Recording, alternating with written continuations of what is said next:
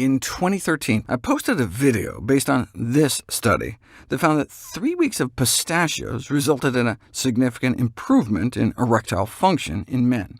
It's always nice to see a whole food intervention have clinical effects, and I was curious to revisit the topic to see what's been published since.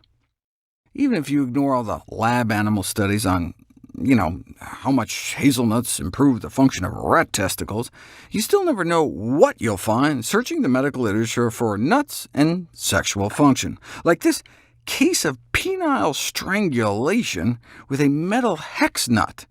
I guess nuts can sometimes make things worse, if you can't remove them. They used the Dundee technique, which involves creating 20 puncture holes to relieve the pressure, but that didn't work, so a diamond disc cutter was used to saw through it, and they slipped a few times. All's well that ends well. Well, that got me curious. Evidently, penile entrapment is so common, there's an entire grading system that emergency room docs can use. If a drill is not available, these surgeons advise a hammer and chisel may be used. A drill? Oh, a dental drill. I like how they brag about the precisely cut edges. Looks pretty jagged to me.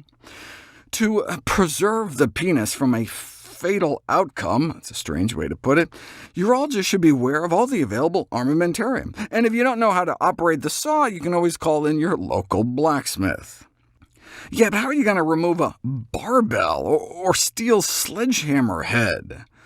A heavy-duty air grinder provided by the fire department, requiring 6 hours of cutting, with the patient protected from the sparks with fire coats, whatever it takes, hacksaw, cement eater, or the silk winding method. But anyway, back to the task at hand. Consumption of at least 1 serving of vegetables a day and more than 2 servings of nuts a week was associated with more than a 50% decrease in the probability of erectile dysfunction in a snapshot-in-time cross-sectional study, but such observational studies can't prove cause and effect. It's like finding that men who eat more healthfully have better swimmers.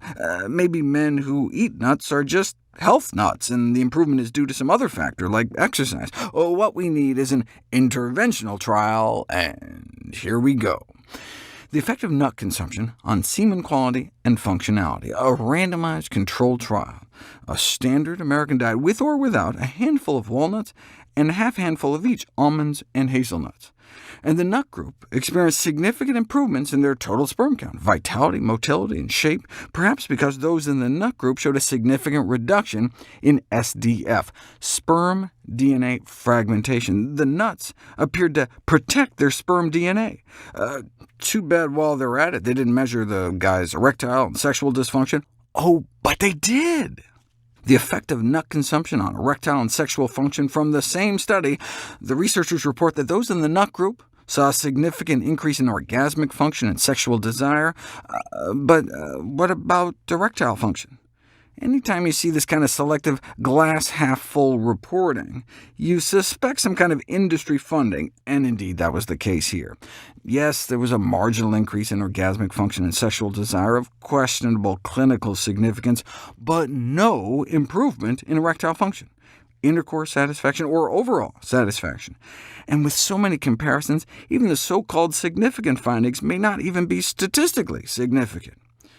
But why did the pistachios I talked about back in 2013 work, while these other nuts didn't? Well, if you remember, the original study was done on men in their 40s and 50s who already had chronic erectile dysfunction, whereas the average age in the new study was 24 years old. So they may have started out with near maximum circulation, not leaving much room for the nuts.